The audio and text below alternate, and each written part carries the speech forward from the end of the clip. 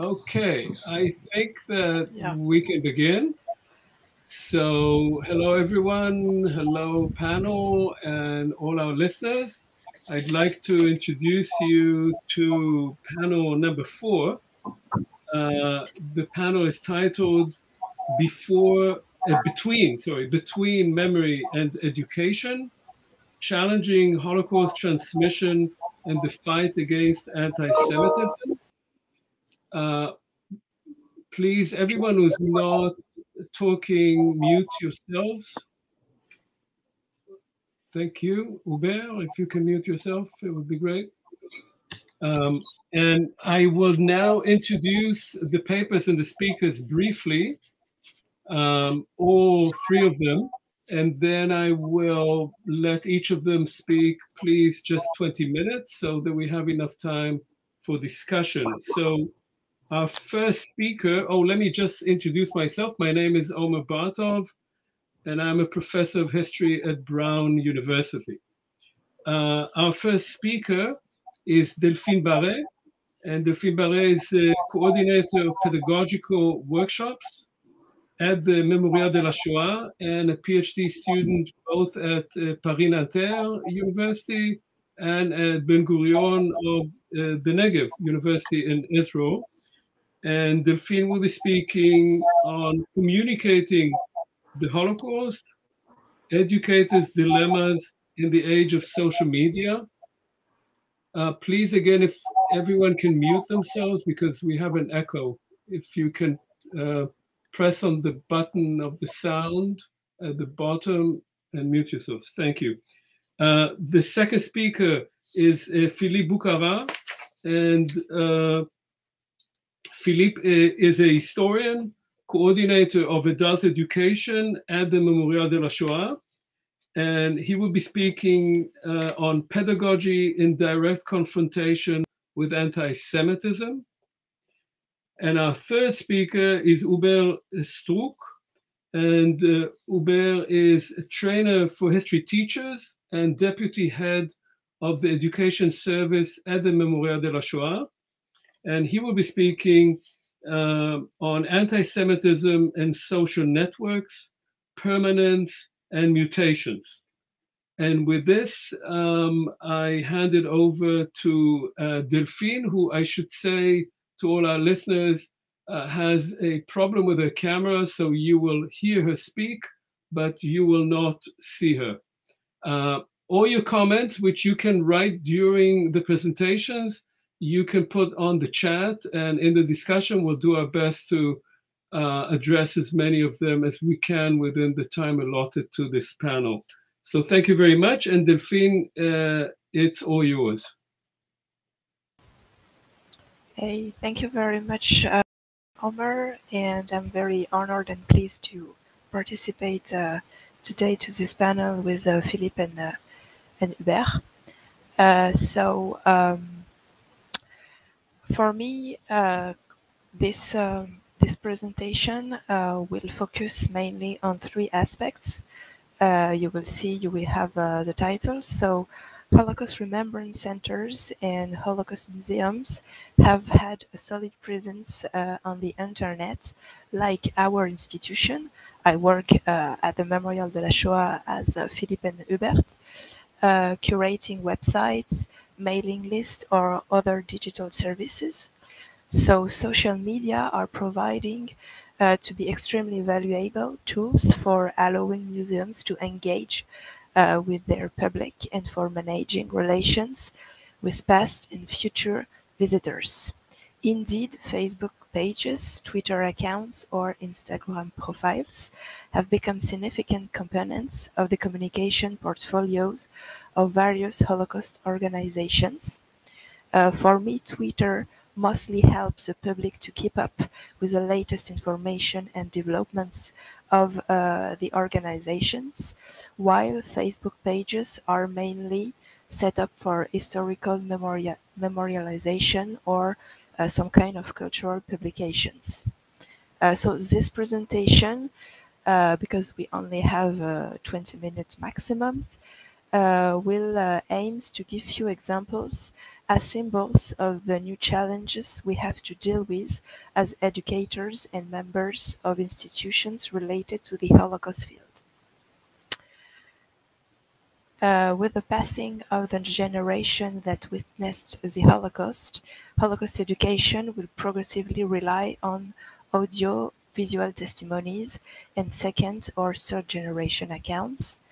Advances in communication technology and the ongoing expansion of the Internet will make new forms of Holocaust education available, presenting a new range of opportunities and challenge. Social media has been defined as, if I quote a definition like the IHRA definition, any form of online publication or presence that allows interactive communication, including, but not limited to, social networks, blogs, internet websites, internet forums, and wikis. As Michael Gray recently argued, and I quote him, the ubiquity of social media in many adolescents' lives clearly provides opportunities and challenges for Holocaust education, while misuse of social media can result in diminishment.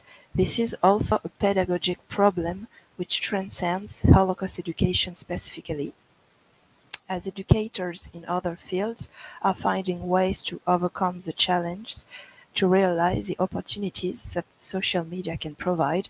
I think Holocaust educators, such as we can and we have to do this. So social media, at first, it's basic, but it's social. So the key to success is to build an active community of users with common interest and give them a space to contribute. The space must be shared, accessible, and prompts and support multiple users' interactions, such as, of course, Twitter or also Instagram. We have to find connected but also trusted sources, leverage the existing social media community by identifying other trusted organizations that have common interests or agendas, create these reciprocal social media partnerships allows us to expand use and relevance of our own space. And of course, also the issue of communication and digital citizenship. I think it's a misconception to think that students are experts in online communication and teachers are out of their comfort zone in digital space. As with any other form of communication, it's essential that teachers set a model for students to follow and learn. Social media provides teachers with an opportunity to develop important communication and digital literacy skills among their students. So I've put here on my slide just few examples, and I think it's also interesting to highlight that in January 2020, it's a survey that has been made by a big organization, Hootsuite, and half of the world population said that it was active on social media, and also Facebook, still the first social platform which is used by people, and second, of course, YouTube, third, WhatsApp, and after Instagram. So I think to also build a new way of communication and to learn how to communicate on social media, I think it's also important to understand which ones are the most used, and to give us some, I would say, some tools also to set up our own practices. Secondly, for me, it's also, I think it's an important question when you are an educator or somebody who's working on in an Holocaust institution or in a museum, I think is it better to transmit Holocaust memory and history with embodying it or not? And here I would like to share with you some examples, and I think they are symbolic and also very interesting with our own subjects. So at first, maybe you've heard about it. It's Eva Stories. It's an Instagram account based on a diary kept by the real Eva Hyman in 1944, and it was a creation of Mati Kohavi, an Israeli tech executive, and his daughter. And in this Twitter account, in 70 short episodes, a British actress that you can see here, who is playing Eva, takes followers along her on her Holocaust journey. And for example, you can see her happy bourgeois pre-war existence, the Nazi invasion of her hometown, her family forced to move into a ghetto, her deportation to Auschwitz, where she didn't return. All the Instagram tools are used in Eva Stories: location, hashtag, poll, filters, boomerang effects, etc., to provoke a feeling of identification and an affective proximity between the use and, of course, Eva, because you can meet her, you can listen to her, you can read her. But the buzz around this project has been intense. Even before this fictional Twitter account was activated, it had more than a lot of thousands and thousands of followers, such as a result of an aggressive marketing campaign by Mati Kohavi, of course, and also because there was online promotions by celebrity social media influencers. That time, some Israeli have accused Kohavis of trivializing and cheapening the Holocaust, calling the Instagram version of Eva Diaries as an insult to the intelligence of today's young people, because the anachronism is confusing for the public. For example, if smartphone had existed at that time, it would have been impossible to keep them in the camps or to recharge it or like any other valuable objects. And in fact, also professor and journalist of the daily Haaretz in Israel, Yuval Mendelssohn, fears that this testimony will lead to inappropriate selfies at the camp gates, for example. But the Auschwitz-Birkenau Memorial has recently called on its visitor to show decency, and because there have been some effects of this kind of publication on Instagrams, like selfies on the rails, where some people pose in balance, hair, smiling, hanging, and so on. And once the shooting shared their followers, and the caption of some visitors has been just indecent. And sometimes, even on Eva Stories or other publication on social networks, you can find some hashtags like hashtag beautiful, hashtag fun, hashtag photo, hashtag Holocaust, so on and so on. So I think it's interesting because it's about the discourse about the ethics of the Holocaust representation considered at sacred events that imposed representational limits. However, if the Holocaust can be defined as an event on the edge of living memory, I think it's also our responsibility to remember correctly and, of course, with respect. But the debate about the respect of Holocaust representation is a long debate and have a long existed. For example, we can quote Terence Desprez or Elie Wiesel writings. For example, Terence Desprez commands that the Holocaust must be represented accurately and treated as a solemn and unique event. And, of course, Elie Wiesel condemns the mainstream media, particularly NBC Holocaust miniseries in 1978's Holocaust with Meryl Streep, as a trivialization of the Holocaust. Young people are particularly prevalent users of social media, thus it's not surprising that they might turn to this format to remember the Holocaust. Our issue, I think, is about conflicting images and contested realities, and much of the youth-produced material relating to the Holocaust online has been contested, of course, by press, by academics, by also sometimes by teachers or by educators, of course. In response to this new trend, in 2014, IHRA published guidelines for using social media in Holocaust education. And, for example, this report recognizes that with changing technologies, any definition of social media must be fluid, but also recognizes it as digital space that is not a passive one, where individuals actively participate, collaborate, contribute, and of course create. Other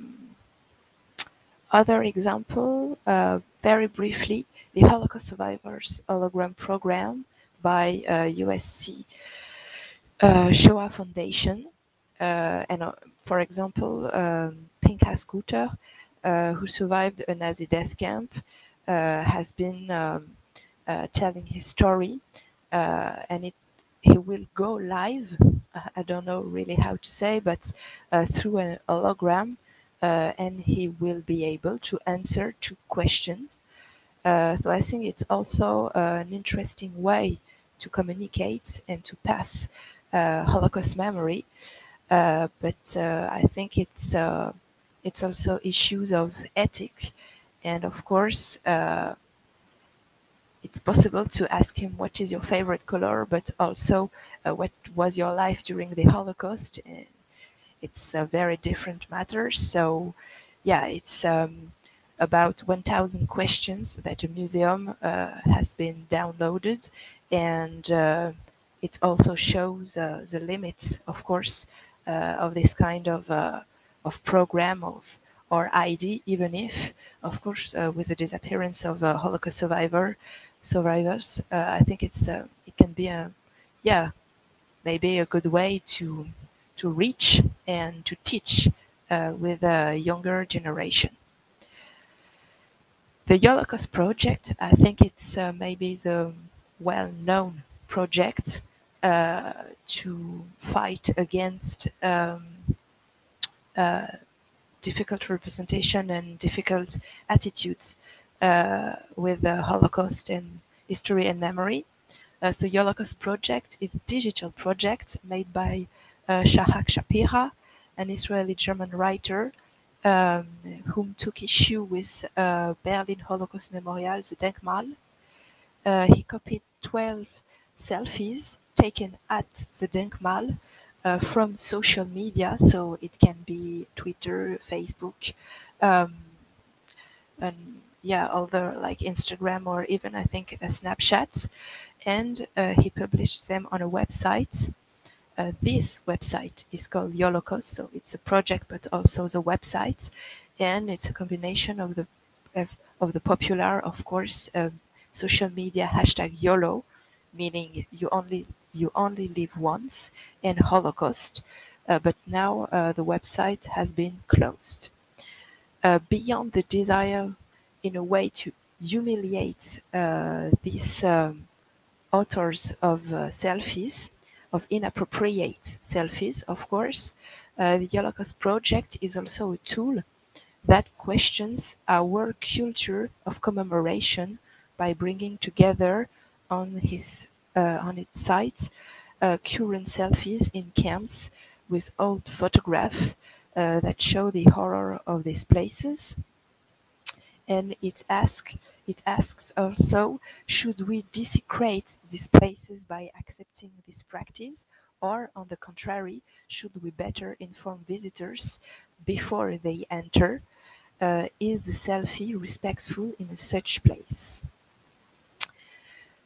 It's also another, I would say, individual example, and it was a very big case in 2014 with Brehanna Mitchell, an American student, and her selfie at the Auschwitz camp. Auschwitz Memorial made a point of clarifying that it was neither against photo on their site nor against selfies, but selfies are part of today's visual language, and people often use it with no disrespect intended, as Auschwitz explained on Twitter. But of course, sometimes it can be offensive and hurtful. However, in this particular case, um, it was only, as I put here on the right side of the slide, it just very particular case, such as people walking on the rail or making smile in front of the Auschwitz gate, not a generalization of all selfies or all photographs taken in Auschwitz. For this institution, taking pictures is important, and I think they are right. That's how people document their visits, and also that's how they can remember this place. They show the image to others, they tell about their experience, and in fact, um, it's also important, such as sometimes Memorial de la Shoah, we do it to share images of image, to share visitor experience, to share commemorations, pictures, and to make also social media networks alive. I think it's also, I will quote Fanny Dalisson. She's an historian specialist of digital identity in Sorbonne University, and I think she gives a very interesting definition of selfies. For her, and I quote her, the selfie is often interpreted as an act of narcissism, but is in fact a media practice like any other.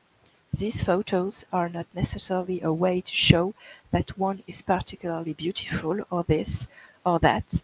It's a way of saying that they are here to convey their emotion with their communication means.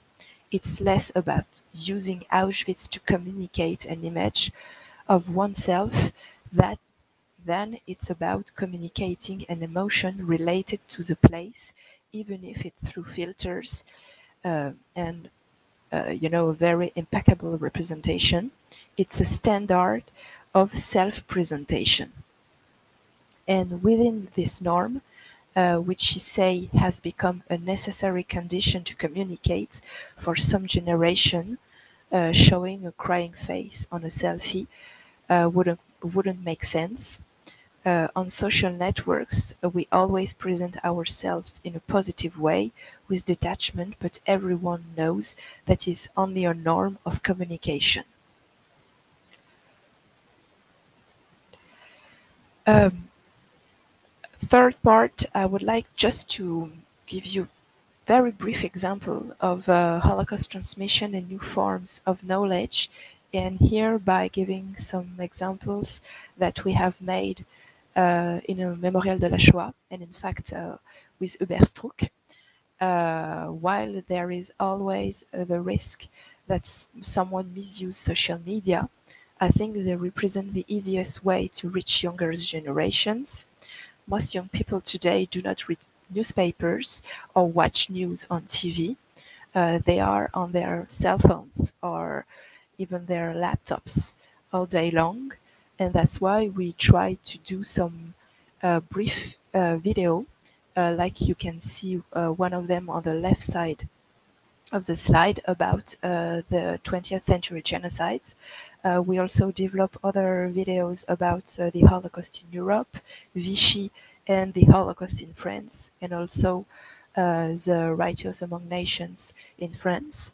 They are very short videos from 6 to 10 minutes, and they are on YouTube, but also on Facebook and on Twitter. And we did also a very brief testimony. It's about, if I remember correctly, 10 minutes, about two deportees from France, Samuel Milot-Adonner and Ginette Kolenka. And it's also, it was for us a way to pass differently the history and the memory of the Holocaust with new form for young generations. And I think there are some kind of debate about hashtag Auschwitz or other memory places. I think we simply need to understand the meaning of features and actions.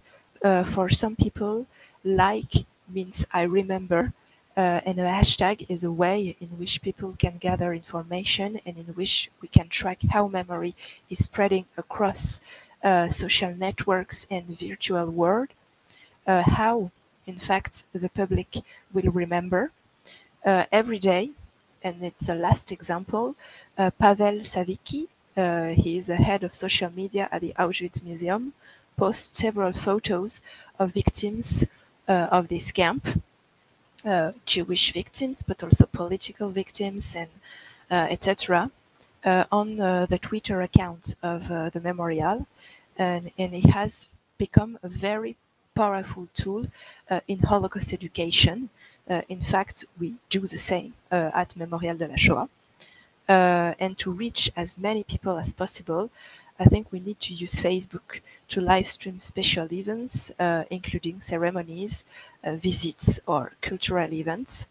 The digital platform also gives the museums the opportunity to fact-check and to call out historical mistakes and, of course, anti-Semitic content directly online, and to fight against distorted version of the Holocaust history, and sometimes, unfortunately, to fight against Holocaust denial.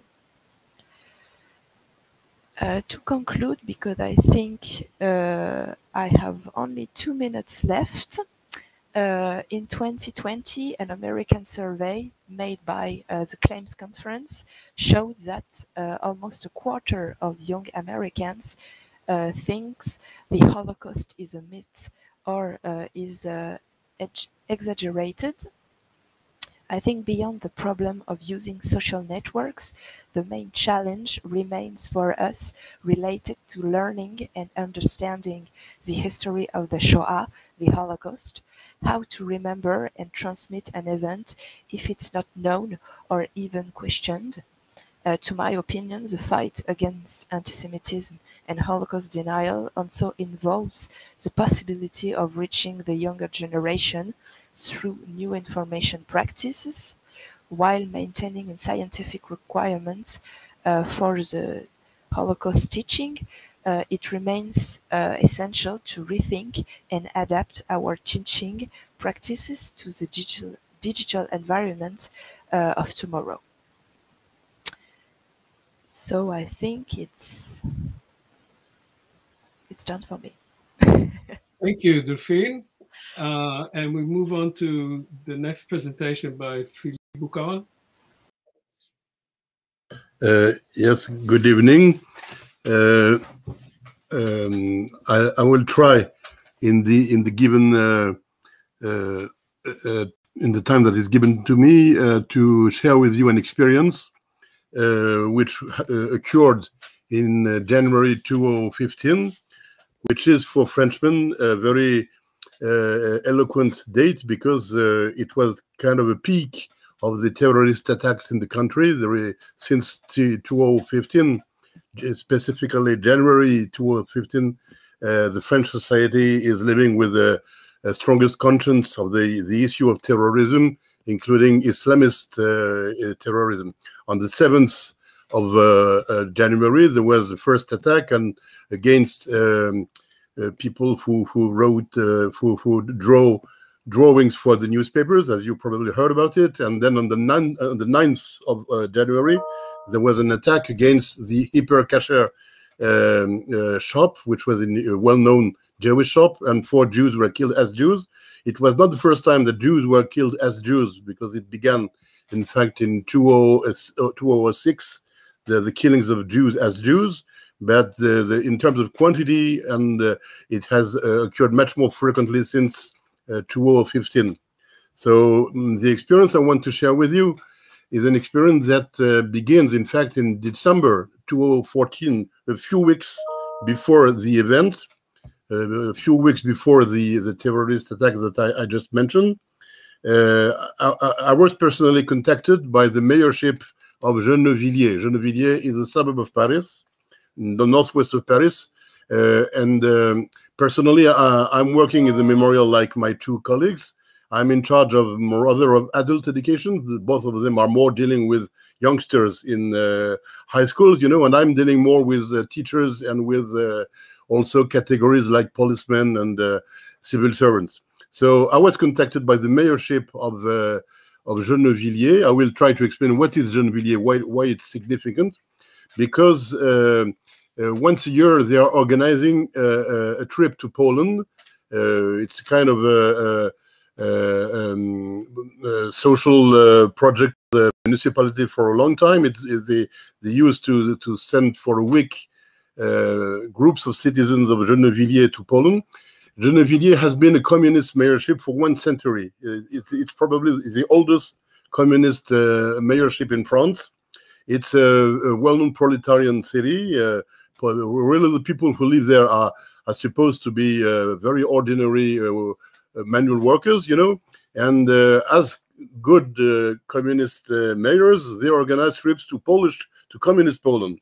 And then Poland was not a communist country anymore, but the trips went on.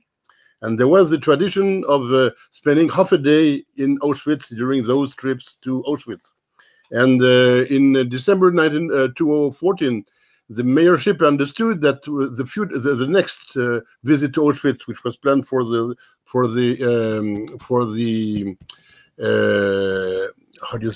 spring of 2015, would probably have incidents with the civil servants who are supposed to organize the trips, who were suspected of probably having inappropriate behavior during the trips, during the visit to Auschwitz, not to Poland, but to Auschwitz specifically. There was a suspicion that they would behave in an improper way by having probably anti-Semitic discourse or anti-Semitic allusions that would be completely out of the picture that is supposed to be the picture of a visit to Auschwitz. And they wanted to work to do something with the Memorial de la Shoah in order to prevent such an incident.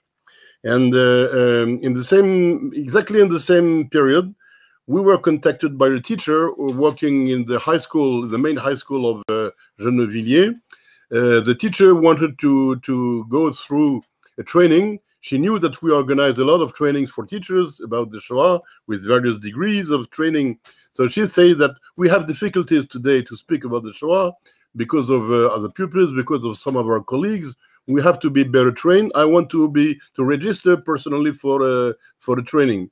And she explained, she began to describe the difficulties, the tension, the atmosphere. In fact, the mayorship, I just alluded to their first contact with me. The mayorship said clearly that there was an anti-Semitic trend in the city that was perceived, that could be perceived. And in fact, on the 9th of January, during the terrorist attack that I mentioned, one of the citizens of Gennevilliers was among the killers, among those who committed the attacks. One of them came from Gennevilliers, and if I remember well, he was assassinated by the police during all the suppression of the attack. So there was a kind of a correlation between their suspicion before the event and, concretely speaking, the fact that one of the killers came from their own city. He was an immigrant from sub-Saharan Africa. I don't remember if he wasn't born in Gennevilliers or he was himself an immigrant. It's always important to make a nuance between someone who was born in France from sub-Saharan origin, or people who was directly himself an immigrant. It's not the same sociological problem, of course. So I had personally to deal with that solicitation, and the first appointment we made with the team of the mayorship was planned before the terrorist attack, but it coincided with just a few days after the terrorist attack. I was in Gennevilliers meeting with approximately 40 people working for the mayorship, and the mayor was there. The mayor, who was not no more a member of the Communist Party for complicated political reasons. He is now close to the party, but not a member of the Communist Party. And I have to describe a little bit the atmosphere. The mayor of Gennevilliers is very enthusiastic about supporting the Palestinians during the conflict between Israel and the Palestinians. To illustrate what I'm saying, for his honeymoon, he made his honeymoon in Gaza with his new wife, with his new bride. They visited Gaza as a honeymoon destination. And when you enter the mayorship, you see a lot of photographs of him with Yasser Arafat, with the Palestinian flags. This is the atmosphere of Gennevilliers. And that person, who is a good Marxist, says that in one side, I am very pro-Palestinian, but in another side, I'm against anti-Semitism. It's not good to be an anti-Semite. So I hope that we will do something, because we should not accept anti-Semitism. It's an interesting dialectic. So he was present during that meeting with the people, with the employees of the mayorship. And then I will go directly to the main point. There was a young woman. So I made a brief presentation. I was asked to make a brief presentation about what was the Shoah, why was it important to work about it as educators. And then there was a young woman who was of African, with an African background. I can't say if she was born there or if she was born in Gennevilliers, but she was a black woman. And in France, we use the word black without any racist connotation. So she, in a very polite and very moderate voice, she said, "Sir, is it true that the Talmud says that you should kill all the goyim?" And she said Talmud because in French, usually you say Talmud, but he pronounced it Talmud. And I was explained later that Talmud is a pronunciation that is proposed by on the active anti-Semitic sites that are very active, in France to defamate Jews. They use the word Talmud and not Talmud. So she said, "Is it true that the Talmud says that you should kill all the goyim?" She used the Hebrew word goyim. And I asked her, I was already surprised, or I asked her, where did you hear that? Where did you read that? And she couldn't answer. She didn't remember where she had seen it or heard it. So, of course, what do you want to answer to such a question? I tried more or less to manage with the until the end of the meeting, and then when I was back home, I saw with my computer that you have many sites proposing quotations from the Talmud that tend to demonstrate that the Jews should kill all the goyim. And I spoke about it with a friend who is a rabbi. He told me that it's a kind of a distortion of Talmud quotations that try to make the text say something else. That's what it's saying. And personally, I'm an historian. I remembered the Baylis trial in the beginning of the 20th century. I think that it's in 1913. You had that famous trial in Kiev, where that a Jew was accused. Mendel Baylis was accused of a ritual murder, and the rabbis came to the trial in order to argument to the fact that it was not written in the Talmud that the Jews should kill goyim, and they already dealt with false quotations of the Talmud. I think that it's exactly the same stock of false quotations, of distortion of the Talmud that was used 1 century ago in Ukraine under the Tsar, and that is still today used on anti-Semitic sites in French language, and I'm sure that you have the same in other languages. So this was the first step in the reaction to the solicitation from Gennevilliers. And then we organized a lot of concrete. There is another event that it's very interesting. In the very same days where I had to come to that meeting in Gennevilliers. The pupils in the high school, in the main high school of Gennevilliers, were working on the Shoah with their teachers. You know, it's kind of a protected atmosphere inside the high school, and the teachers are doing their job properly. They are serious. They worked on the Shoah, and they discovered that in Gennevilliers there were Jews during World War II, and some of those Jews were arrested and deported and assassinated, and other ones were protected as hidden children. And they discovered one woman who was now more than 80 years old, but she was a child in Gennevilliers during the war. She was hidden, and where did they find her? They found her in Israel. She was living in Israel, and it was through the French embassy in Israel that they established a contact with her. And very smoothly, she was invited to Gennevilliers, both by the mayorship and both by the high school. She received kind of a medal of honorary citizen of the city, and she made long sessions with the pupils of the high school, and she was received, you know, in a honored way. Ironically, I think that in Israel she is kind of a member of the Communist Party, something like that. I didn't speak with her directly, but she was a nice person. She testified about her experience of a Gennevilliers woman. The interesting fact, you know, is that Gennevilliers is very symbolic of proletarian conditions in France. When you say the word Gennevilliers, you understand someone who is a workman, someone who is exploited by capitalism. So if you had Jews in Gennevilliers, it meant that those Jews were not bunkers, you know, they were not people owning huge multinational enterprises, but they were ordinary workmen who were Jews and who were victims of anti-Semitism, both of capitalism and both of anti-Semitic persecution. So it was kind of a new aspect of the Shoah that had never been dealt with in the city. I mean that during more than 70 years in Gennevilliers, not a word was said about the Jews who lived in the city and who were victims of a persecution. Neither those who were assassinated nor those who were protected and hidden. A lot of things were said about the resistance fighters who were members of the Communist parties. A lot of commemoration, a lot of pedagogy was done about the communist resistance fighters. If you look at the Armenian perspective, there was a man in France called Manouchian, who was a prestigious hero of the communist resistance, was an Armenian. So he was very much celebrated, but never was the Armenian genocide treated as such in pedagogy in the city of Gennevilliers.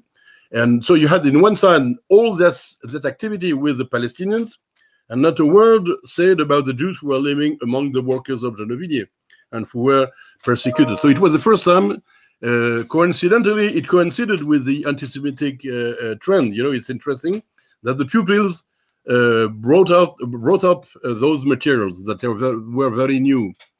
So the next step was that I had a meeting with the adults who were supposed to participate to the trip to Poland, because it was a trip that was supposed to combine pupils from the high school and adults from the various parts of the city. So we had a very quiet meeting with the adults living ordinary citizens of Gennevilliers.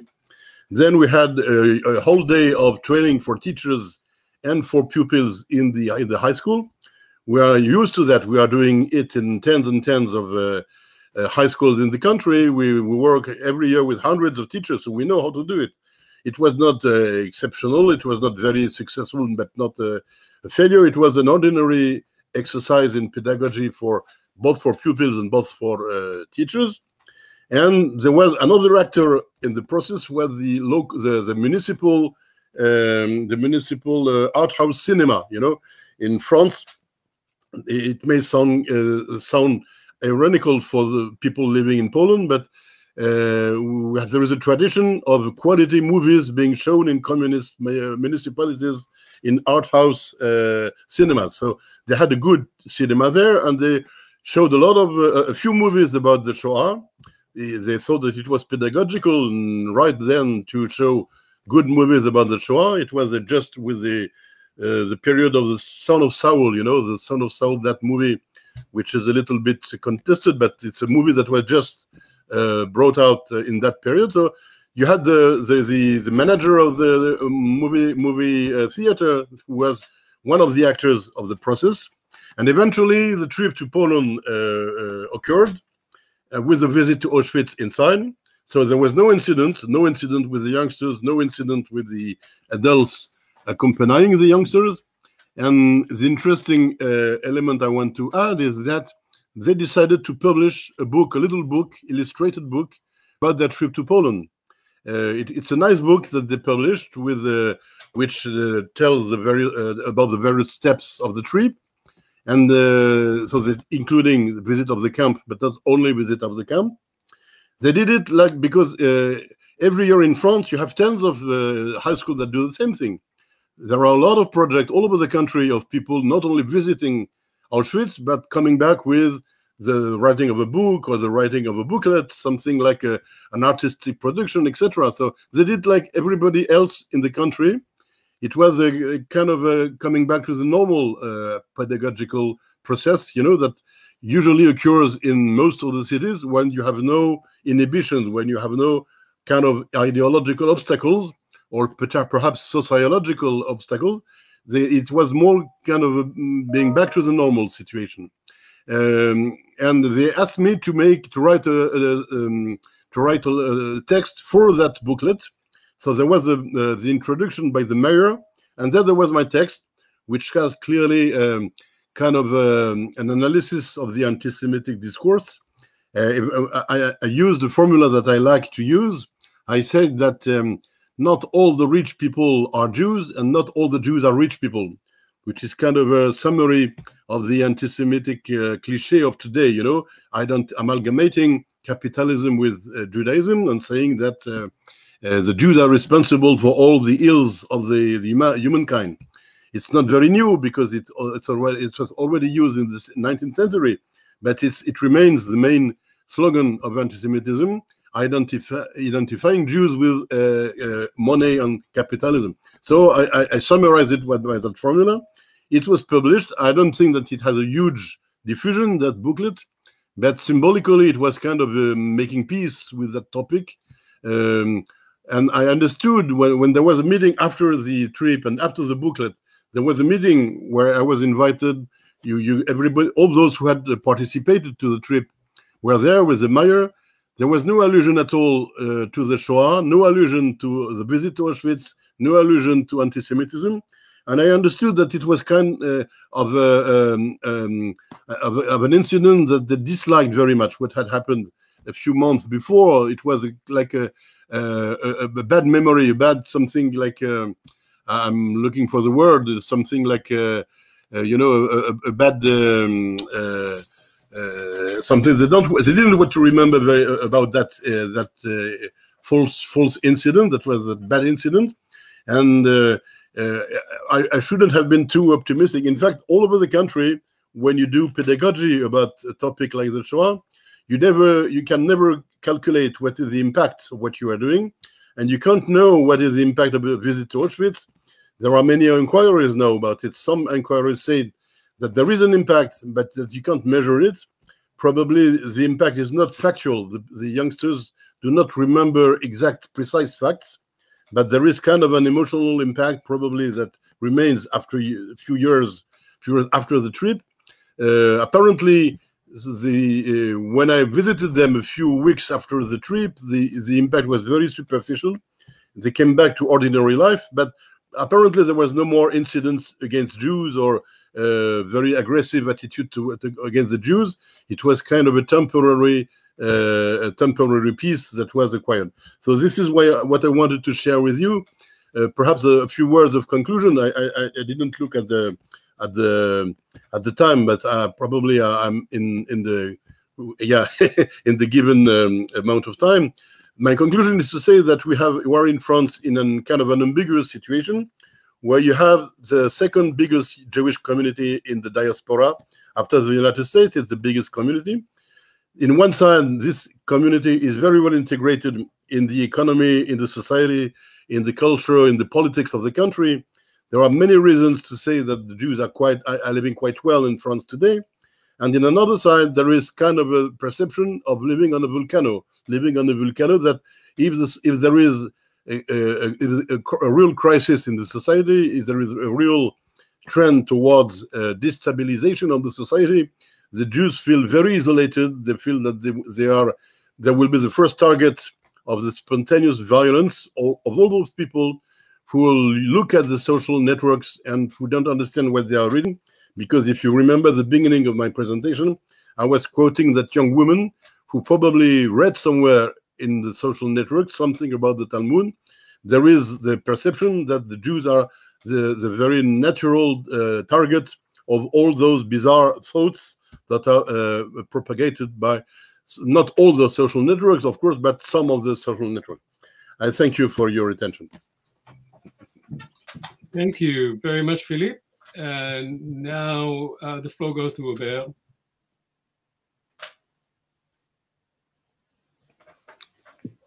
Okay. Yes, it's okay. Yes. Thanks a lot. Good evening. Thanks for joining the panel today. For several years, the question of the regulation of social networks has been raised in many countries. The aim is to fight against disinformation, but also against hate speech. Since 2015 in France, the Shoah Memorial has been heavily involved in teacher training, but also in its educational action to take into account its sensitive issues. My oral presentation will be based on the experience gained from the action carried out for the students, especially during the workshop we have created. Now, Shoah Memorials welcome 18,000 students in Paris and in Drancy, and 15,000 more if we take into account the French territories. I consider that our action is very relevant in the context of increasing racist and anti-Semitic speeches and acts. If Robert Wistrich talked about the longest hatred in relation to anti-Semitism, I will ask myself in order to know what are the continuities, but also the novelties of this anti-Jewish hate speech. So my topics will be organized in 3 parts. First of all, how do we define anti-Semitism today? What role do the internet and social networks play in this diffusion? What interaction can exist between online hate and anti-Semitism acts today? In the second part, I'll talk about some example. I will study 3 examples of anti-Semitic discourse on the internet and social network, and I based my demonstration on Pierre-André Taguieff's analytical grid. Finally, I will try to show, apart from a judicial response, which should not be on another side here, what educational actions are being carried out or could be carried out to fight against the hydra of hatred.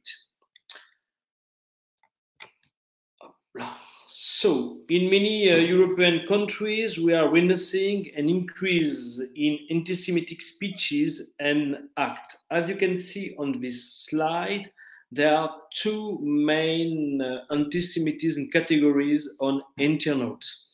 The first one is a traditional anti-Semitism, which accounts for conspiracy theories, anti-Semitic tropes, racist slurs, and so on. The second one is a new anti-Semitism where the state of Israel and Jewish people by association are demonized. So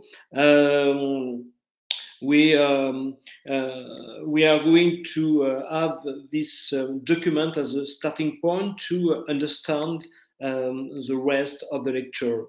So here I chosen these 2 documents as a starting point to show that anti-Semitic speeches and acts are not only on the internet and social networks. One can observe several signs of manifestation, but sometimes anti-Semitism means murders. For example, in France, where the largest Jewish community in Europe is located, 11 people have been murdered because they were Jews since 2006, most of them during Islamist terrorist attacks. Thus, in 2012, 3 children and their teacher were murdered in front of a school by an Islamist terrorist in Toulouse, in the southwest of France. As you can see in this picture, to illustrate our demonstration, both documents refer to the Nazi period. On the top left, the first with a swastika took place in Spain, and the second one on the bottom right with the inscription Juden on the window of a store took place in Europe. So, what do we mean by social network? For this lecture, I will consider what is a web app or website dedicated to the exchange of ideas, information, and data, including images, videos, blogs, files, comments, and so on between users. Regarding anti-Semitism, I will base my oral presentation with the IHRA definition. As you can see on the slide, a certain perception of Jews, which may be expressed as hatred toward Jews, rhetorical and physical manifestation of anti-Semitism are directed toward Jewish or non-Jewish individuals and/or their property, toward Jewish community, institutions, and religious facilities. Manifestation may include the targeting of the state of Israel conceived as a Jewish collectivity. However, criticism of Israel similar to that leveled against any other country cannot be regarded as anti-Semitic. Finally, social network and the internet undoubtedly favor a wide dissemination of anti-Semitism with adaptations according to national context. So, for my second part, given the limited time available, I've chosen 3 examples that express at 8 pages on social network. I will put them in perspective with other documents. We do observe a certain number of continuities with earlier periods, also taking into account the anti-Judaism of the medieval period. First theme, Jews and conspiracy theories. On this slide, I've mainly chosen to compare 2 posters. The second poster, in the center of the slide, is more recent. This document comes from an American website. Many symbols are very interesting to analyze. The conspiracy theme is well represented. As you can see, a man is holding a globe in his bloody hand. The person has no face. His face is made up of a flaming Star of David. The flames are also symbolic of the action of the Ku Klux Klan in the United States of America. So this is a document made by an American supremacist graphic designer. The character is dressed in dark clothes. The graphics used are similar to those of video games such as Assassin's Creed, and you can see the analysis of this picture with this slide and Assassin's Creed video game. In the background, we can see disaster from the 20th century, such as the attack on the Twin Towers, the destruction of the Second World War, including the atomic bombs dropped on Nagasaki and Hiroshima.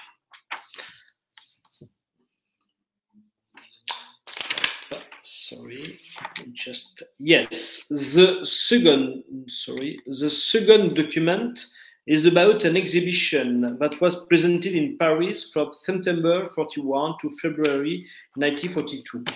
It welcomed nearly 200,000 people during this period. On this poster, we can see a man holding a globe in his hands. He is covered with a shawl, perhaps a prayer shawl like the talit in the Jewish tradition. This part of the poster symbolizes the plot. In this insight, Jews want to dominate the world. In this case, this domination has its roots in France. You can observe a Star of David on the French territory. We can also notice the typing difference. Jews is not written like France. Thus, on this poster, Jews are considered as foreigners in France. As a reminder, Jews become French citizens with the French Revolution of the 18th century. There is a right proportion of foreign Jews who arrived in the 1920s and in the 1930s, a large part of them is considered as French in 1940. But on the third poster, you can see that the second one has been changed. There are some differences, the globe, the hands, and so on. But the most important thing is the Z, position on the face of the character.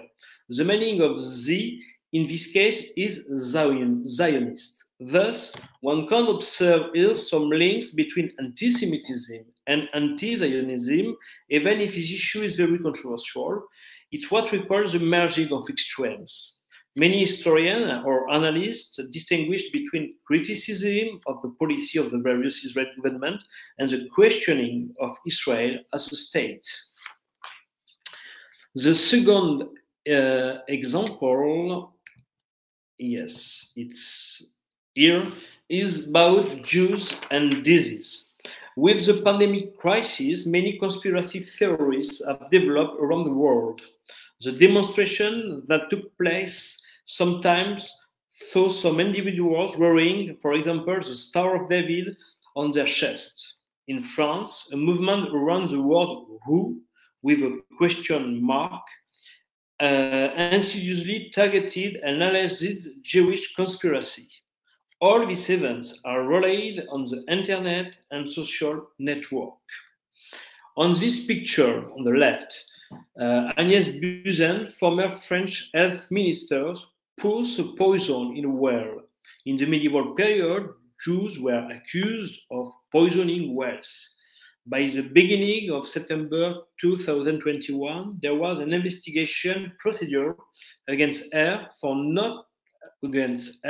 non-correct management of the sanitary crisis, but this tweet is only about this unfounded belief that Jews could poison wells. Moreover, her husband, an immunologist, is also indicted in this tweet. On the second poster, an anti-Semitic one, we can see that spread diseases as cancer, syphilis, or tuberculosis. This poster was published by Vichy regime in 1942 as a propaganda document. This tweet and this poster remind us that Jews were accused of ritual crime by killing Christian children for the Pesach holiday and also poisoning wells. Thus, some prejudices linked to anti-Judaism have not yet disappeared in our society. For my third example, one can observe a cash register. This caricature was drawn by Zéon, a French cartoonist close to the Dieudonné and Soral movement in France.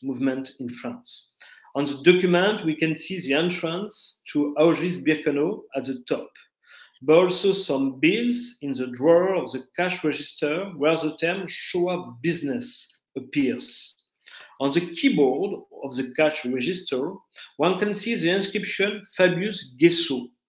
Laurent Fabius is a former French prime minister, and Jean-Claude Guessot, the author of the law of the same name in 1990, which condemns all Holocaust denial statement in France. It is considered here as an attack on the freedom of expression. Zéon was convicted in 2017 for posting this drawing on the website Equality and Reconciliation. The drawing was taken from a cartoon contest held in Iran. In order to analyze all these documents, we can obviously rely on a large number of works relating to the history of anti-Semitism, anti-Judaism, or Judeophobia. Yet, it seems to me that the analytical grid, here proposed by Pierre-André Taguieff, as you can see on this slide, correspond fairly well to the various anti-Semitism myths that persist in our society. In my oral presentation, for example, I introduced two of them. The second one as the ritual murder, for example, and the fourth one about about the tendency to conspire. So, in my last part, maybe here, yes, I'd like to talk about this theme, what answers can be provided in the education field, and I try to develop a few tracks. So, at the Memorial de la Shoah, our work is confronting anti-Semitism empowers young people with constructive responses to combat anti-Semitism. We also have programs and resources to help students explore and critically reflect on the lessons of the Holocaust. First point, work on historical situations that show the impact of hate speech on society. Given the original mission of our institution, we base the content of our workshop on both archival documents and more recent documents in order to show the historical continuities, but also the changes, the evolutions, the means of diffusion today. Our foundation was born in 1943 in Grenoble. The original aim was to collect archive documents and testimonies about the Holocaust. Today, we still collect documents, but since 2005, our goal is to deal with the genocides of the 20th century, Armenian, Jews, and Gypsies or Tutsi, and to increase our educational work with students and teachers. Secondly, to promote a responsible knowledge of social networks. We underscore that social network can be both a tool for democratic expression, but also a potential danger for individuals or institutions. Examples from social events such as anti-Semitic acts are highlighted to establish a link with hate speeches. Third one, reinforcing media education for students. The teaching of media education can be used as an effective means to promote a critical attitude and facilitate the process of registering, reflecting, and exchanging knowledge, thus enhancing the understanding of how the media can be related to broader political, social, and economic changes. My oral presentation also suggests how the media itself can be used in teaching and learning context to promote critical thinking. Fourth point, give priority to iconographic documents, image, video, and offer a stronger education in reading, imaging. And finally, strengthen teachers' training in both scientific content and pedagogical practices. Finally, in-depth training on content related to this topic and on the new pedagogical practices that result from them seems equally necessary. Many teachers tell us that they are unfamiliar with the content of social networks like Snapchat, TikTok, and so on. Sorry. To conclude, in the educational world, social network could be the subject of in-depth studies and constitute a real learning process concerning the sources of documents, their interpretation, and their cross-referencing. Far from being just a stealthy message or image, the documents circulating on social networks invite us to question the origins of anti-Semitism, its component, and its evolution.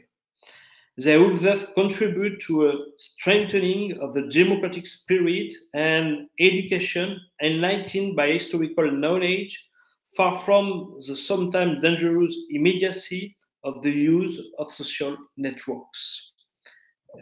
Thanks. It's over. Thank you very much, Hubert. Let me just say first, and thank you to all three presenters. Let me just say first that all those who are listening to this and would like to post comments on chat, please do so now so that we can respond to them.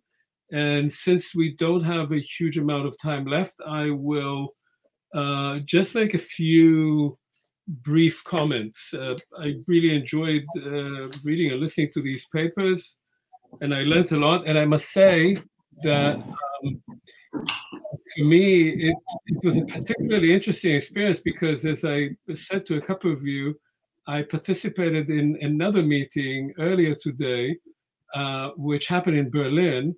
And it was a very different kind of meeting in which the argument was being discussed that the Holocaust, or the focus on the Holocaust in Germany, but also more generally, has distracted attention from other cases of oppression, of persecution, the cases of genocide, particularly outside of Europe. Now, this would be an argument that would be familiar to you and to people in France, of course. It was raised already many years ago, but it's alive and kicking right now. And to listen to your presentations on the extent of anti-Semitic content on the social media outlets is certainly sobering. So that's just a general comment that I wanted to make. Let me just make a few more quick comments.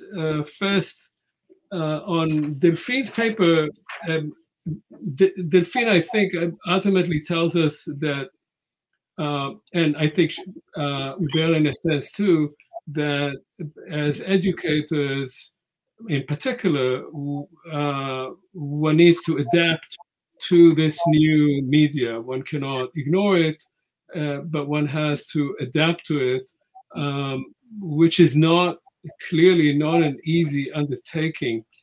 I obviously agree.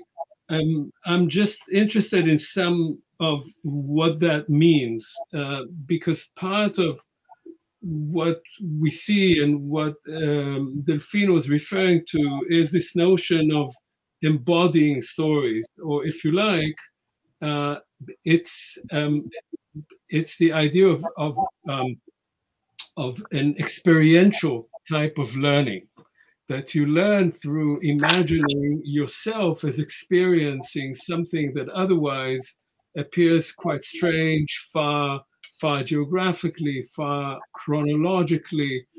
And of course, this is being tried in many places. One of the first instances of that was the US Holocaust Memorial Museum in Washington, with the idea that you're given a card that tells you the story of a particular person in the Holocaust. And so the visitor is supposed to empathize with that individual.